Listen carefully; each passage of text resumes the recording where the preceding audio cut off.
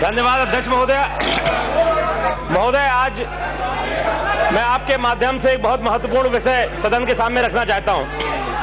महोदय, जब किसी व्यक्ति के शरीर का तापमान 1 या 2 डिग्री बढ़ जाता है तो ये कहा जाता है कि उसकी तबीयत खराब है और वो डॉक्टर के पास जाता है। हमारी धरती माता का तापमान जो बढ़ा हुआ है पूरी दुनिया में ग्लोबल वार्मिंग को लेकर के यहाँ भी बढ़ा है। इसलिए अध्यक्ष महोदय, ये यहाँ के लिए भी बहुत आवश्यक है कि तापमान यहाँ सदन का भी कम रहे। जब कहा जाता है कि तो पूरी दुनिया में जब पृथ्वी हुड्डा जी कृपा करके बैठ जाएं, कृपा करके बैठ जाइए।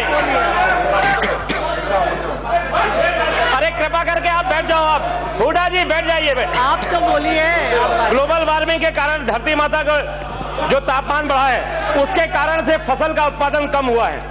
पूरी दुनिया में गंभीर खाद्यान्न संकट उत्पन्न हो गया है। अध्यक्ष महोदय, भारतीय दर्शन पर्यावरणीय संतुलन के लिए प्राचीन काल से संवेदनशील रहा है। लगभग 3000 वर्ष प्राचीन यजुर्वेद में उल्लिखित शांति पाठ इसका द्योतक है। आज के समय ग्लोबल वार्मिंग के गंभीर परिणाम सामने आ रहे हैं। जहां भी हाल में चेन्नई में बाढ़ आई, वहीं ग्लोबल वार्मिंग के कारण मेरे संसदीय क्षेत्र हमीरपुर, महोबा, तिनवारी और संपूर्ण बुंदेलखंड में पिछले 10 सालों से लगातार सूखा पड़ रहा है। फसल चौपट है, किसान बदहाल है।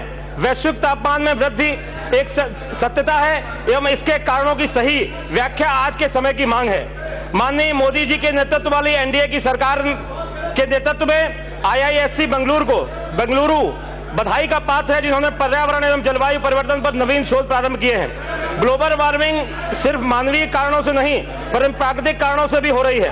भारत जैसे विकासशील देशों पर अंतर्राष्ट्रीय व्यापार पर अन्य देशों द्वारा कार्बन टैक्स लगाना न्यायोचित नहीं है और यह कुछ देशों का कूटनीतिक हथियार हो सकता है, परंतु अब भारत समर्थ है, सक्षम है, दबाव नहीं मानेगा। अतः आपके माध्यम से मैं भारत सरकार से निवेदन करता हूं कि ग्लोबल वार्मिंग से होने वाले खतरे, कम कृषि उत्पादन, विशेषकर बुंदेलखंड में लगातार घटती उत्पादकता के कारण लोगों की आजीविका एवं अर्थव्यवस्था पर पड़ने वाले बुरे प्रभावों को कम करने के लिए उचित प्रयास किए जाएं तथा देश के ग्लोबल वार्मिंग से प्रभावित क्षेत्रों, विशेषकर मेरे बुंदेलखंड क्षेत्र में कम लागत वाले वैश्विक सौर ऊर्जा संसाधनों एवं उद्योगों का उच्च प्राथमिकता के आधार पर विकास किया जाए। धन्यवाद अध्यक्ष महोदय।